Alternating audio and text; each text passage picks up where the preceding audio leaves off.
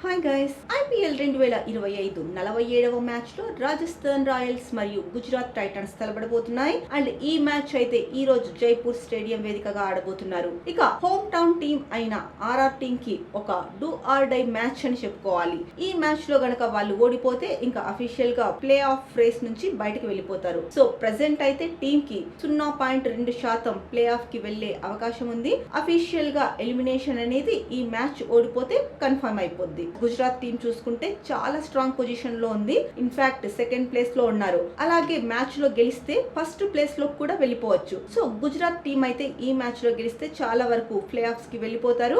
ఒకవేళ ఓడిపోయినా కూడా పెద్దగా వాళ్ళకి ఏమీ నష్టం ఉండదు. ఎందుకంటే వాళ్ళకి ఇంకా ఈ మ్యాచ్ తో కలిపి 6 మ్యాచ్లు మిగిలి ఉన్నాయి. అండ్ 6 మ్యాచ్ల్లో 2 గెలిచినా చాలు, వాళ్ళకి చాలా మంచి నెట్ ఉంది. కాబట్టి ఈజీగా ప్లే ఆఫ్స్ కి వెళ్ళిపోయే అవకాశం ఉంది. బట్ టాప్ 2 లో ఉండాలంటే ఖచ్చితంగా ఇలాంటి మ్యాచెస్ మాత్రం గెలవాలి. గుజరాత్ టీం గెలిచి పాయింట్స్ టేబుల్ టాప్ లోకి వెళ్ళాలని ఖచ్చితంగా చూస్తారు. ఇక ఈ మ్యాచ్ లో ప్లేయర్ బ్యాటిల్స్ విషయానికి వస్తే లాస్ట్ మ్యాచ్ లో గిల్ వర్సెస్ ఆర్చర్ మధ్య ఒక బ్యాటిల్ చూసాం. ఇన్ఫాక్ట్ ఆర్చర్ ఒక ఎక్సలెంట్ బాల్ తో గిల్ ని బౌల్ చేశాడు. అలాగే ఓవరాల్ గా చూసుకున్నా అతని మీద చాలా మంచి రికార్డు ఉంది.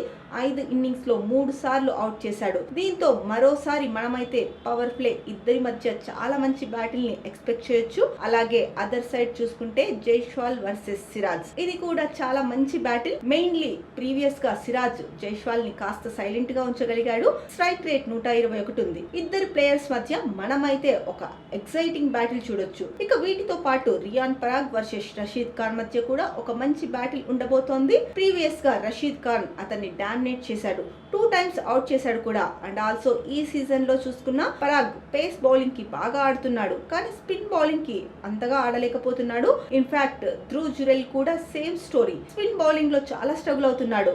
ఈ మ్యాచ్ లో అయితే జీటీ స్పిన్నర్స్ కి మరి ఆర్ఆర్ మిడిల్ ఆర్డర్ బ్యాట్స్మెన్స్ కి ఒక మంచి బ్యాటిల్ ఉండబోతోంది.